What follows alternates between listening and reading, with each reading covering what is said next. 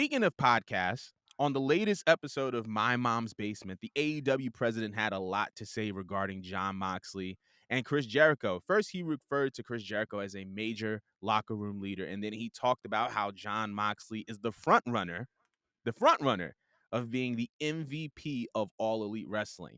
So we kind of talked about these things on the show before, but I kind of wanted to know your take on what does this mean for the leverage of the Elite going into like essentially a contract year, and while they're both indefinitely, while pretty much like they're all kind of going under this indefinite suspension. I just love this shift because these are the best two people. These Mm-hmm. are like the best two possible faces you that should honestly, if you think about it, they should have been in these positions to begin with. They should have probably, if you're gonna choose wrestlers to be, EVPs or where executive producers or whatnot, these were your best possible people to choose Mm-hmm. from the jump. Considering, like we said about Chris Jericho and other like podcast is our podcast, duh. But just considering that Chris Jericho is such like a seasoned veteran, as I mentioned prior, that he just has experience like across all boards, all types of people, all types of situations, stuff like that. And while he is controversial for mainly political stuff, for the most part, he is like the perfect guy to be the face of your company.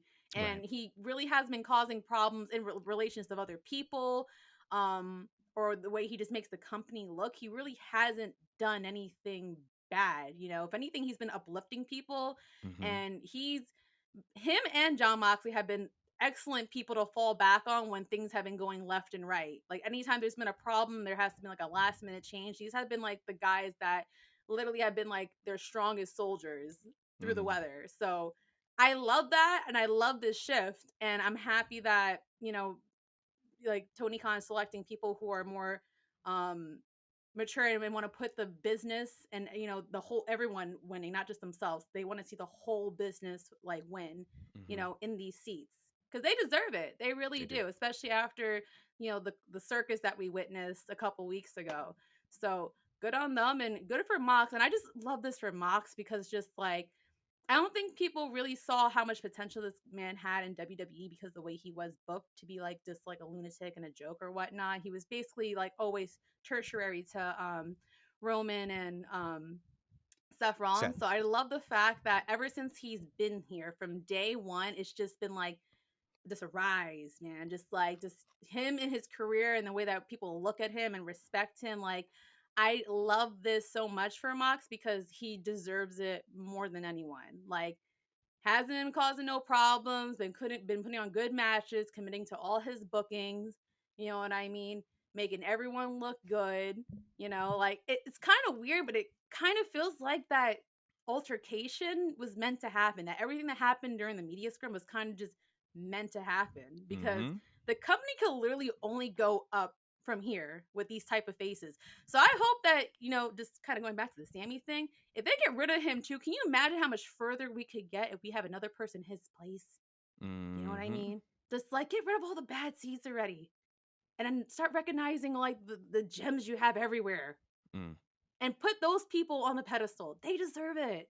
Mm-hmm. That's how I feel. How about you?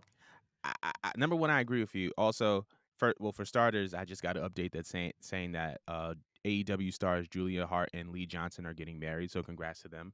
But now moving on from Oh, that, congrats. That's cute. Okay, go on. moving on from that, I would say this is number one. This is great for John and Chris. I think that it's a very, very interesting thing that like everybody likes to complain about the ex WWE guys.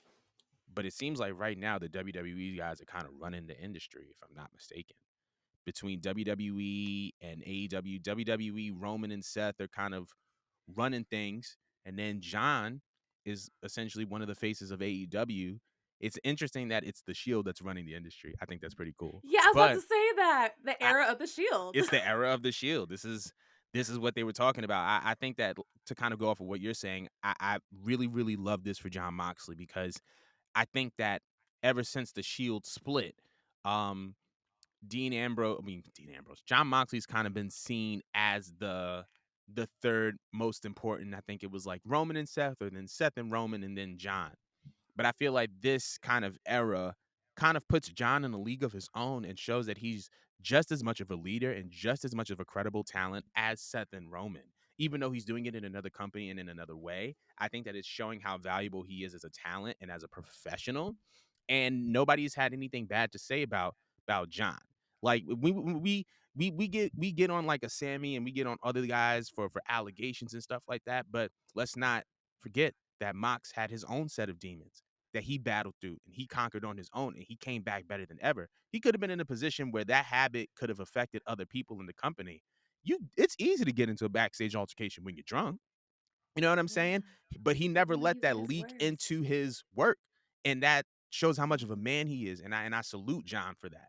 So I love the fact that he's being considered as an MVP for this company. I love the fact that Chris Jericho is being considered as a locker room leader. Not that anybody needed to know. He's the GOAT. Like he's one of the in my opinion, he's one of the best wrestlers of all time, and he's been on every ship either as it was ascending or as it was descending.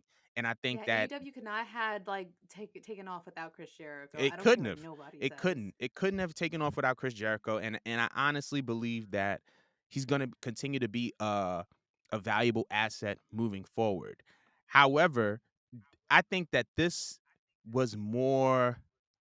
I think I don't want to say a dig on the elite, but I think that this was very. This is a very very telling thing about the elite because I feel like Tony Khan is essentially doing this for multiple reasons. One, to uplift the talent that he has and to assign the company new faces. Number two, I think it's to tarnish the brand of the elite as far as Kenny Omega, the Young Bucks. Reason being is because I believe number one, AEW is going into a contract year. They have an extension with Warner to the end of 2023. And I think that the Young Bucks like picked up like another year on their contract, so they haven't gotten an extension, which means that probably into 2023, early 2024, we're going to be hearing the Young Bucks as a name that's going to be a free agent, and they can very well go to WWE. I don't know about Kenny Omega's contract status, but they can very well go to WWE. And I think that this is a very, very intentional thing that Tony Khan is doing to kind of tarnish their name a little bit. Uh, I ain't mad at so it. that when they hit free agency, they don't get the bag that they were going to get in 2019, where they were either going to start their own wrestling company or go to WWE. So I think that that's Good. another thing as well. I think that uh I think that Tony is kind of in a crisis, not a crisis, but a crisis prevention mode, if you will, because like I said, Warner has a contract with AEW until the end of 2023, right? And so that means that I think that around the middle of 2023 or even the end of 2023, we're going to hear about a contract extension. And what Tony Khan does now is going to directly affect how much money they get going forward. Like, mind you, they got a contract extension like 6 to 9 months after they started on TNT. So Warner was very, very big on AEW. But when you see guys face allegations, when you hear backstage reports, those things can get in the way of potentially getting more money. And I think that Tony Khan is just like, you know what, we're going to do a 180 and we're going to give these guys the ball because it's a contract year. And when it's time to get more money, you put the ball in the hands of your best players. And I think that when it comes to AEW, their best players are Chris Jericho and John Moxley. What were you gonna say? No, I was just thinking about it. Like, he was like in the beginning, Tony Khan, he was just signing everybody left and right. I don't think he ever took stuff like this into consideration. Mm, So to see it go so far as like the people that are supposed to be your pillars to your company or your executives doing what they're doing, you know what I mean? And stuff like this happening, like they're even willing to embarrass you. I think is gonna make him like a little more like I'm gonna say lenient, but I feel like it's gonna make him think a little bit longer and harder before he just signs just anybody. Like I feel like hmm maybe background checks or something might be a thing because I don't think this man could afford to have any more public embarrassments and these god awful PR stunts. So Right. I feel like they're definitely gonna do some digging before they just sign any people like moving forward, which I think that's good. Like I love this new business mindset that Tony Khan has. Like again, I don't know who's straining him out, but I gotta give you a round of applause because this is great. I love the fact that it's not just like okay, you guys are just suspended. It's more so like no, like there's more to your punishment. Right. Like, cause y'all not about to play with me ever again. after this ever, ever again. Ever. Because now these people took your job. These people, my strongest soldiers, the people I slept on, are taking your jobs, and you're not coming back to the same bag. Right. At all. Like, At all. at Y'all all. Like, y'all you know about how to much I gotta hurt their pride and ego? I know, yeah, Like, for sure. does And they it these that's the crazy move. Go ahead. these cats is about to be regulars on Dark. Like I said it before, I'm gonna keep saying it. They about to be the best tag team and the best trio on Dark and nothing more. But moving on.